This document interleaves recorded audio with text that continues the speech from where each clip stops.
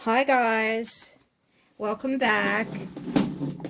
I'm talking today about a story I read about a vintage clothes store, and I wanted to go over just two things with some of the vocabulary they used. The first one is vintage. Vintage clothing or vintage items are no older than an antique, but they're at least 20 years old. So an antique is 100 years old. Vintage is 20 years or more. Now, if you sell on Etsy, I think they define it. Like if you want to list something as vintage, I think they explain that. The next item that is mentioned in the video. I'm sorry, my tablet's going crazy. So we're going to just go over this article real briefly because the owner of the clothing store made a statement about that older people are being hit hardest. But so I found this article. It says, who is most susceptible to the CB? It's not just affecting older people. So here it says that 77.8%, and that is more than a half is 50%. So it's like, like more than 3/4 of the people are aged 30 to 69. So it's not really saying that older people are the ones most susceptible. So, people do make statements as though they're true, and I assume that the person that owns the vintage clothes store doesn't have her facts straight. And as you know, I do like thrift stores, I like vintage clothes stores, I like flea markets, and I haven't really done any trash picking yet except in my own neighborhood. So people of all ages are being affected. So let's get to the article.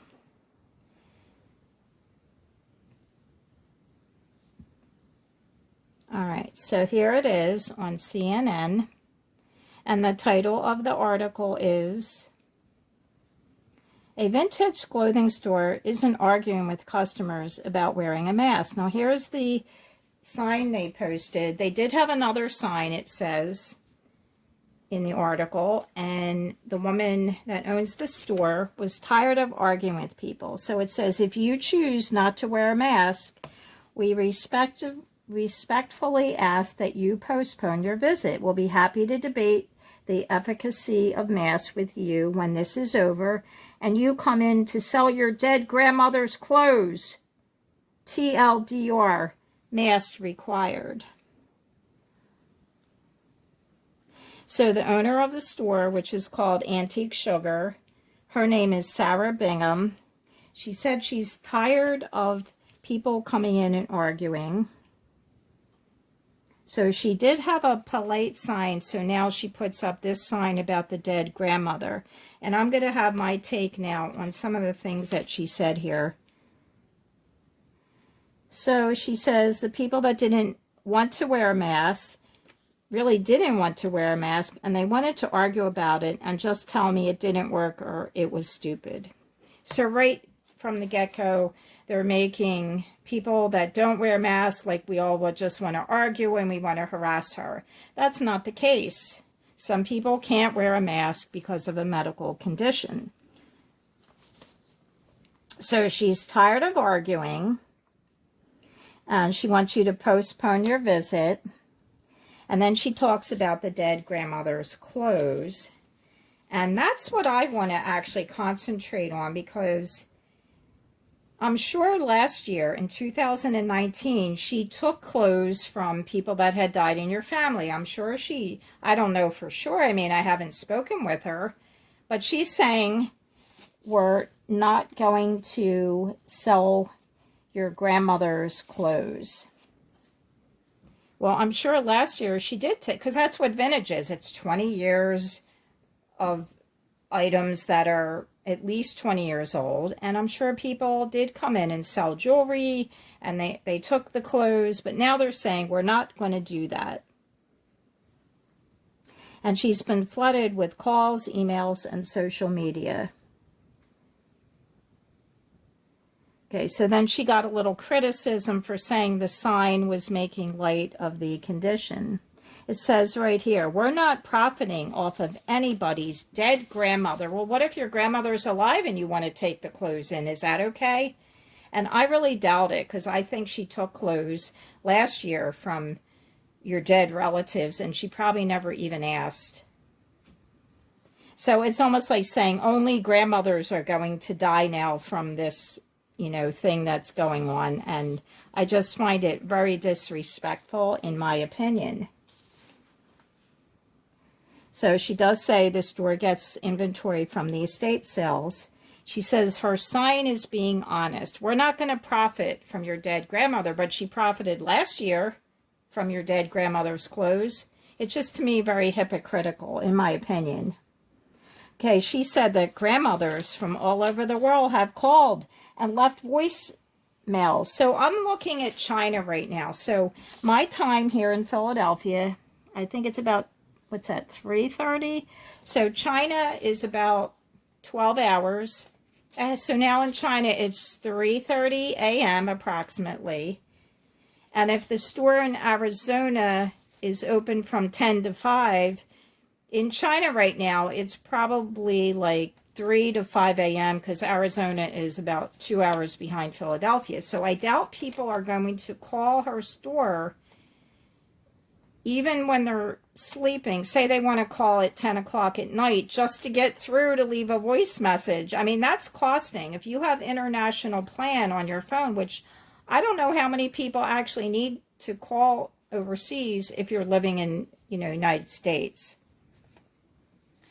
The plans that I looked at least on Verizon, are about $5 a month international, but then it still costs you. It depends on the country. So the without a plan, it might cost you $2 a minute or even more than that. And even with the plan, it might cost 60 cents a minute. So I really doubt, knowing that most people don't even call anymore, they use text. I mean, maybe they are leaving messages through Facebook or Instagram, but I doubt they're calling and leaving messages through the voicemail.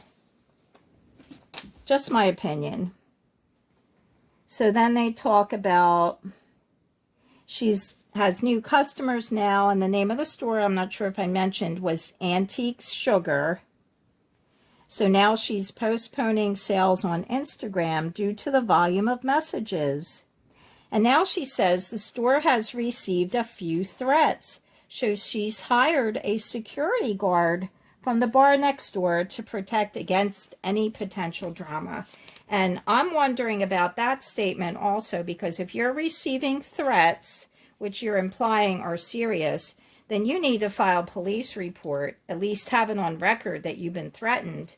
And how do we know that the security guard isn't in on it, making threats, so he or she, I'm not sure if it's a man or woman, but the security guard will have more work now, because I'm sure they're not real busy at the bar because bars have been closed. So now she hires the security guard. Well, how about filing a police report? That's what I find this not credible.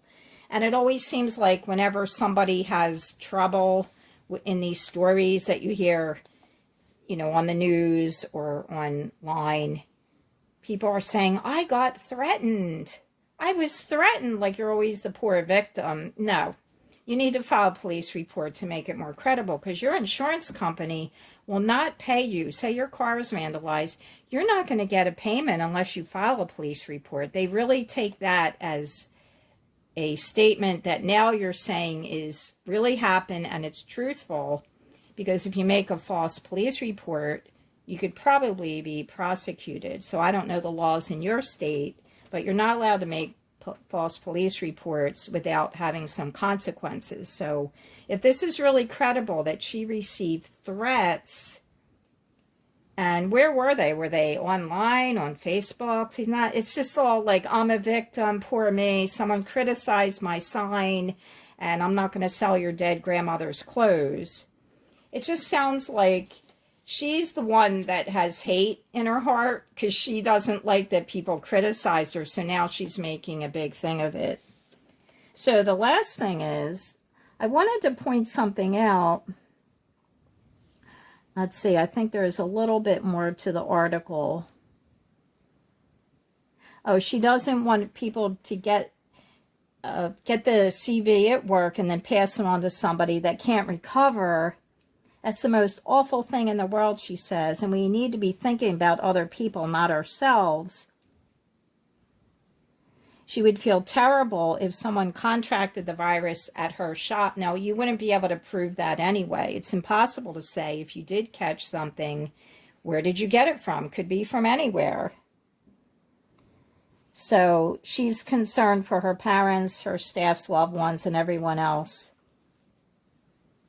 And I did want to pass on something else here about her saying, almost as though wearing the mask, and she's standing up. People are calling with support. Thank you for standing up. Grandmothers are calling from all around the world saying, thank you so much for standing up for us. Well, this store in Arizona can't protect me in Philadelphia, nor can it protect someone in China, even if you're wearing the mask or not. Your store can only protect the people, maybe, so you say, in your little area.